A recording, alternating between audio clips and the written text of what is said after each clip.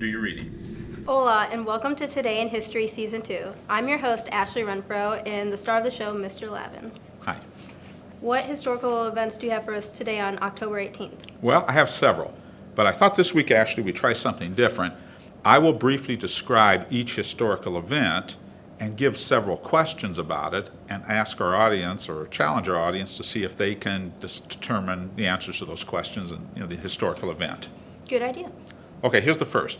In 1767, on October 18th, a boundary line was drawn between then two American colonies. So the question is, what two colonies were affected by this boundary line, and what name was given to the boundary line? Okay. Second question, in 1950, a Major League manager retired. He was the longest serving manager in Major League history. So the questions are, who was the manager? How many years was he a Major League manager? And how many Major League teams did he manage during his career? A question for Sam Rogers. Okay. And the third one is, on October 18th, 1939, in New Orleans, a man was born, or a child was born, who would later become known worldwide in 1963. Who was that person? It's a tough one.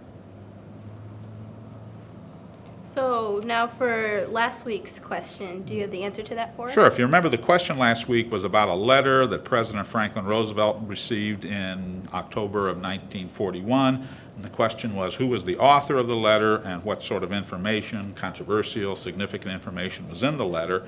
The author of the letter was the scientist Albert Einstein, and the information was about the likelihood of a nuclear or atomic weapon being developed.